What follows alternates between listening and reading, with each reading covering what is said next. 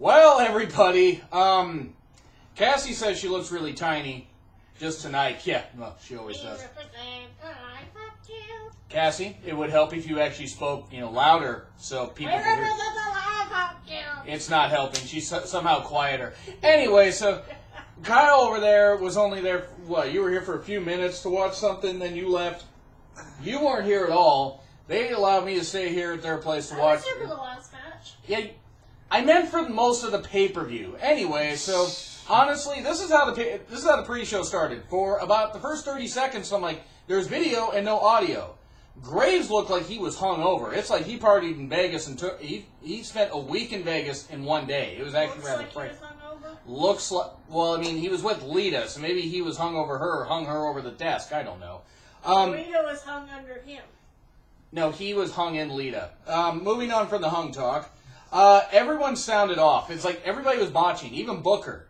I don't know, maybe somebody picked him up by his nose and moved him. Booker! King Booker! Everyone did that, sucker!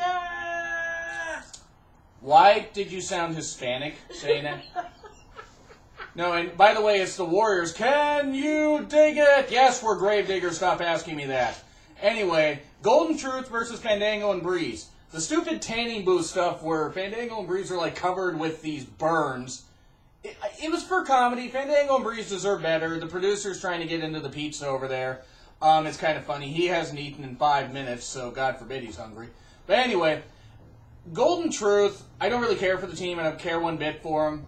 I mean, I don't mind Goldust and Truth, but the team's going nowhere. Fandango and Breeze deserve better. Whatever, they've gotten a couple victories, so okay, I guess this makes it like 2-1. Or maybe it makes it 2-2. I don't know who's won more matches. I don't really care. Right. You would look even shorter if you tried wearing one of those. Are you belly dancing? Not very well. Anyway, so let's just say this. Golden Truth, okay, they got the win. Great. Move on. 3 out of 10 match. Lucha Dragons and the Dudleys. Neither team split up or nobody turned. The match served no purpose. It was like main event and superstars smashed in here on the pre-show. Combo breaker. No, that's Killer Instinct. Mauro Ranallo and Byron Saxton in his pistachio-colored shirt decided to, at least inject some stuff into the commentary. Mauro is great on commentary. He was absolutely on fire. He's been through a lot of tough stuff lately. He was really close, to Muhammad Ali as far as meeting him a couple times. And he's a big boxing fan. And Kimbo Slice, he's a big MMA fan. It was called MMA stuff, so it's really sad that he's dealt with that stuff. And he also has his own issues like depression and bipolar disorder that he's had diagnosed and he's open about. But still, it really does suck having that. But he was really good, so was Byron. Lawler obviously wasn't there on commentary. He's indefinitely suspended. Even if Lawler is cleared of charges, he should not be brought back on commentary. He's too old. He's just too broken down. Have him backstage if you want, but he should not be back on commentary, not back on TV. He's past his prime, and he's done. You can move Graves up to SmackDown commentary. Anyway, Lucha Dragons versus Dudleys. Lucha Dragons win. I don't care. Main show. So that was 3 out of 10 also. Main show, Enzo and Cass. Decently funny promo. Enzo wore clothes so loud. Sweet bleeding Jesus. That was so loud. You can't teach that. No, you can't reach that. You can't reach that level of ugliness. Even Stevie Wonder thought those clothes looked ridiculous. But no. See it. Well, Stevie Wonder couldn't. See, that's the point, Cassie. Again, the last horse coming into the race. You actually didn't see it because you were actually at a dinner or picnic or wherever the hell it was. I was at the beach. No, it's Find Your Beach by Corona, and he did. That's why her legs were there propped up and she was laid back on a beach chair. Enzo and Cass, and you had the Vaudevillains. They come out, looking pasty-white as ever. I mean, at least they got a good pay-per-view spot with English commentary, so that's always good. Gallows and Anderson, I am going to go to hell for that pun. Gallows and Anderson, that was kind of funny how they came out. New Day, they cut a pretty funny promo, like typical. I didn't know if this was for the tag titles or not. I didn't know. They kept saying it was, and it wasn't, and it was, and it wasn't. Apparently, it was for the tag titles. It wasn't bad, but there were botches. Can we stop Big E from doing that spear to the outside? He's going to kill himself or somebody one of these days. It's adding on to him blowing his girl.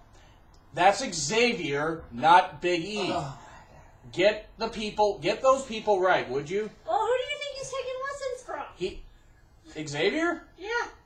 Well, why would Xavier take blowing lessons? Anyway, stop the spear from Big E. If he doesn't, he's going to injure himself. Like, seriously. It's too much muscle mass. He's too big to be doing that move. And that's not a pun. I'm really scared he's going to hurt himself. The gyrations, too. Mojo actually did those at NXT in Seattle. No, I'm serious. Mojo did that. Yeah, it was frightening. We were like, God, Mojo, please stop that. Did it hype you up? He ain't hyped, and we were ripe. It's like, oh, God, these are right moves. It wasn't a bad match, but there were so many botches. It's like Gallows missed breaking up a pinfall, so it was almost a 3 counter. Practically was, but they had to wave it off. And then Gallows, had to wait a bit while Cass, did a big boot spot, so that was ridiculous. So it was only a 5 out of 10. It wasn't a horrible match, but the botches brought it down from 7 out of 10. And then you had Owens backstage being gold, and by the way, New Day won, in case I didn't say that. Owens was gold with Jericho and Del Rio, just running them both down. I mean, Owens is just so great at that. When he retires from wrestling, WWE has to keep him and put him on commentary. Because he's just that good. I would love to hear that. I mean, the fact that he just yells at Byron, "Shut up, Byron." We have a new JBL. Yeah, but Owens is interesting. Keep him wrestling. We don't want to retire him yet. Well, no, I'm not saying, I'm saying in 10 years. Yeah, I At agree. least he would be better than JBL. He just said that! I wanted to enunciate it. Well, you didn't do a very good job. You repeated it. Yeah, repeat. That's what we're saying. Pete and repeat were staying off the cliff. Pete fell off, who's left? Anyway, Owens was golden. It was great. Corbin and Ziggler, look, they were boring chants for a reason. It was a boring match, 3 out of 10. I don't fucking care. Move on from this goddamn match. Corbin is called the bored wolf by me for some good reason. And Ziggler, he should just ask for his release. I mean, come on. Who cares about the brand split? You ain't going to be used anywhere. Just ask for your release. Oh, Ziggler will work on SmackDown. He barely works now. They have him job out all the time. At least he would work on SmackDown when most people don't watch SmackDown. But my point is, Cassie, he isn't going to be used properly. Sure, he's making money, but it's like Cody. Why even bother? But anyway, this match was boring. Let's move on. Charlotte and Dana versus Becky and Natty. I love Becky. Absolutely adore Becky. Natty is great. Deserves better. Dana, sweet bleeding Jesus, again, saying that line. Why does Dana have a pay-per-view match? Get Dana off my TV. She was, you weren't even here, so fortunately you didn't have to watch that. She wasn't all that good. She botched some stuff. Charlotte botched this run into the steel post, which was horrible. Ooh. No, I mean, it was bad not because she ran into it too hard. She, literally ran into it and then, Oh, what the hell? Maybe, I don't know. Maybe her balls got caught on the turnbuckle. I don't know. I really should stop making those jokes. I really should. Charlotte's been through a lot. It's just, I guess it's the mannish voice. I guess that's probably why I say it. But, Charlotte isn't a bad person. Or the face. Yeah, the face, too. And the fact that she looks like she's taking hormone therapy. But Charlotte isn't a bad person. She lost her brother. She's been through a lot. And she has a rotting liver for her dad. I love Ric Flair, but God, I'm afraid he's going to go anytime now. Then afterwards, Natty was pissed and attacked Becky. I mean, Natty, hey, you know what? I don't mind a heel turn by Natty. Natty was a good heel for a few years. The problem is I don't know what the hell they're going to do with it, because now they got, I think Becky is like the only face. No one returned. I thought Nikki Bella might return. I wasn't hoping she would return, but I thought she might. But anyway. They need somebody, because... How about Sasha? How about bring Sasha back on TV? That'd be good. Well, they had her on house show. She had a concussion. She got kneed in the head by a ref. Oddly, it wasn't her knees that caused the problem. Poor Sasha. I love Sasha, but just... Have Bayley debut. Bayley isn't going to debut until after Brooklyn. Oh. Well, she's going to feud... It's probably going to be her, Asuka, and Nia, at TakeOver in Brooklyn. Oh, man. Nia again. Well, it's a 4-way match. Nia takes up 2 spots. But this heel turn by Natty isn't bad. Hopefully they go somewhere with it. I don't mind her showing an edge. I fear that Natty may be out on her way out of the company soon. I hope not, because I like Natty. But with how they've used her, I wouldn't be surprised. But anyway. And with the unfortunate lifetime for female wrestlers... Well, I mean... Oh, you're talking how long they last in the ring? How long they're allowed to last. Well, that's not necessarily true. One called Gail Kim is nearly 38, 39. She's performing better than ever. Granted, it's TNA. No one watches TNA. But she's doing fine. Has been more Vince... I agree with what you're saying on age. Natty is 33, 34, I think. And she's really good, don't get me wrong. She's really good. Absolutely. I thought Natty was older than you were. No, Tyson Kidd's older than I am. Natty's actually a little younger. But anyway, Cruz versus Sheamus. I gave this a 5 out of 10 as generous because it was nice to see Cruz hit some moves, show some aggression, and get a pay-per-view win. My problem is over Sheamus, who has not been relevant since 2012. He has not been relevant at all. Like, the last time he was relevant was in his feud with The Big Show when he lost the title. You know, he lost the world title to The Big Show in 2012. You know, because that was a brilliant idea. But anyway, Cruz being Sheamus, okay, great. It was fine for what it was. I hope Cruz can go on from here. Maybe they have Sheamus win the rematch tomorrow or soon after, and then blow off the feud at Battleground. I'd be okay with that. Because it would give Cruz something to do and then build up to SummerSlam where, I don't know, he teams with Sami Zayn and goes after the tag titles. Give Sami Zayn something to do. Why not? That'd be entertaining. I don't know. I mean, I'm just throwing ideas out here because they don't seem to have a clue what they're doing with anybody. I mean, but anyway, Styles versus Cena. Now, first off, the crowd was on fire. There was more of a mixed reaction for Cena than I expected. I expected a few more boos. But it was a 7 out of 10 for this reason. It probably would have been an 8.5 out of 10, but the pace seemed off. Now, to be fair, Cena had not worked a match, at least on pay-per-view or on TV, since Hell in a Cell when he lost to Del Rio. Because he went to film that show, that stupid Fox show afterwards, and then came back and then got injured, and then conveniently, despite 9 months being the time set, he was back after 5 months. Injured. Anyway, it just seemed off. It seemed like Cena was loudly calling spots, and I'm not kidding. It was loudly calling spots. I mean, I can't name one specifically because a few were right into my head all at once, but it was pretty obvious. Now, he wasn't calling every spot, but it was like, I'm talking like, it was loud, and it's like, you can't keep calling spots with all the HD technology, all the mics, all the stuff, the mics and the cameras and the ring posts. You can't be doing that shit. And Cena's been wrestling long enough. Styles has been wrestling long enough. Even if this is the first match they had, you can't be doing that shit. But yeah, just, Cena, stick to your 5 moves because you look awkward trying to do other stuff. You just really do. Now, to be fair, it's been a while since they've let Cena do a whole lot of different stuff. But anyway, the commentary sucks. JBL doesn't seem to know his ass from his elbow or a cowboy hat from, you know, a cowboy, or, you know, I don't know. I just a Dallas cowboy. Fuck, I don't have a clue what he knows. Anyway, what's that? A cheerleader? You know, well, JBL does sound like a cheerleader, actually. But anyway. A Botox cheerleader. Yeah. I mean, is there really any difference? I mean, have you seen some of those cheerleaders? I mean, it's like the pom-poms. You could stick them in their face. Yay! Our cheeks are holding these up. While your other cheeks take something else. Anyway, whore jokes. But the club interference. Okay. Yeah, the referee knocked down and everything. I figured, okay, Club's going to come out. Cena's going to fight him off. Styles is going to get a win. Well, no, Club hits Cena with their finisher. You know, Gallows and Anderson hit him with the finisher. And then 1, 2, 3, Styles gets a win. Okay. Why couldn't Cena have gotten a clean win like Owens did last year? We know Cena's eventually going to win this feud. He's going to win a Battleground. He's going to win a SummerSlam. Because that's what Vince does, because he doesn't want to let other people get over Cena without shenanigans. The booking like they did with Hogan doesn't work. Now, to be fair, Styles is I'm not even blaming Styles here. Just Styles is the heel. At least they're trying to make him a heel. It's supposed to work. Well, it's despite the fact that he cheered more than Cena did. But Styles is a damn good talent. He could have used a clean win here. And then why not? And then, you know, because we know, again, that Cena's going to win the next 2 to 5,000 rematches that they have. So why couldn't you give him one clean win? That's really my only quibble here. Styles winning was fine. I just would have preferred a clean win.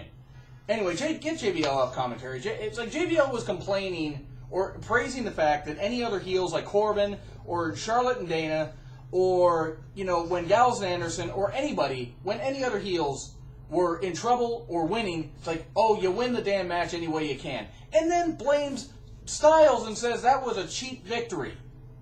Fucking hell, man. Make up your damn mind. And also to Vince, have your commentary team make up their mind. If you can't do that shit, you're an idiot. I mean, Vince, you are more out of touch than I thought, for God's sakes. I don't care if your company made $650 million last year. Yes, $650 million. It all went to Vince's, referee shirts that he has cut off to make him look like a grandpa that works out. Oh, wait, he is a grandpa that works out. But anyway, get JBL commentary. I would like to see Styles get another win over Cena. It ain't gonna happen, so whatever, let's move on. Hey, what the fuck? wrestling matches where you never know. That's a good point. Yeah, we'll get to those. I gave the Money in the Bank ladder match a 7.5 out of 10 for the spots. It was not the greatest Money in the Bank ladder match ever, and I'm going to stand by that. There were some spots that looked sloppy, some that look interesting. We have the butt of one of our producers there, and Del Rio, Zayn, Cesaro, Owens, Jericho, Ambrose. It had good spots. Don't get me wrong; it was not great. Ambrose winning was certainly a shock. I did not expect that. And then at one point, I don't know what the hell this was about, but you had Jericho hitting Ambrose with the ladder and making 69 references, like using the number 69. And then Del Rio interfered, and it's like, aha, Paige and Del Rio, 69, we see what you're doing there. Paige with her poppy. I just made myself sad and grossed out. I mean, come on, 23-year-old dating a 38-year-old. What kind of older guy would date younger women? Hey. You can't point from back there. Anyway.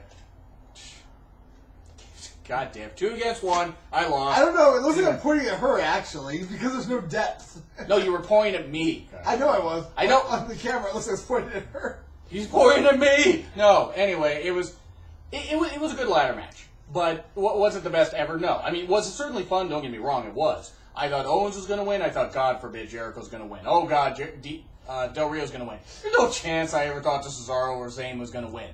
But when Ambrose won, I'm like, holy shit, Ambrose won. Cool, he's going to cash in at some point. And then we have a 3 out of 10 match, Titus versus Rusev. No, 2 out of 10. Fuck you, Vince, for ruining what little momentum Titus had. Rusev won, picked on Titus's kids at ringside, including one that had Odell Beckham-inspired hair, and that was ridiculous. So, yeah, and if you don't know who Odell Beckham Jr. is, Google him. You'll see what I mean by his hair. What's that? Ew. Don't mean Google him like that. He has hamburger patty hair. It's actually frightening. But anyway, Rusev wins. I was happy Rusev won. He needed to win. That was great. Move on. Him picking on his kids was great. Picking on Titus's kids and saying Happy Father's Day and then leaving. That was fantastic. Then you had Rollins versus Reigns. Now I want to touch on something. People saying you can't wrestle to Reigns. Look, I am not a Reigns fan by any stretch of the imagination. He is not a good guy, not a bad guy. He's not an interesting guy. He's just there. But the guy can wrestle. Now, he's not great. He's not where they need him to be. But is he horrible? No. Does he need to be carried in some matches? Yes. Does he need a better guy than he is to work with? Yes. Is he the worst wrestler ever? No. There are way worse wrestlers. I mean, come on, Eva Marie. If you want to chant you can't wrestle, you want to chant you can't wrestle with Eva Marie, go ahead. I got carried away on that last one. I take it back. What? The yes things? No. What? The saying Roman Reigns is the worst wrestler ever. I mean, carried away on the last one. Eva Marie is the worst wrestler ever. Eva Marie ain't, and the sad thing is, Eva Marie ain't even the worst damn women's wrestler that there's ever been. I could go into that another time, but chanting you can't wrestle with Reigns. If you want to chant you suck, fine, go ahead and chant that. If you want to chant boring to Reigns, fine, you can find him boring. I kind of find him boring myself. But that doesn't mean that the guy can't wrestle. I mean, well, no, I mean, to me, they wouldn't bother pushing him if he couldn't at least wrestle some. I mean, it's a big part of safety. You got to be at least technically be able to do it. That's why I don't understand why the Great Khali was employed for so long. Oh, the Great Khali, you stupid walking oak tree. Hank Hill's dad had more knees than you did. The pacing. Father's third. Well, Titus is a good father to his kids.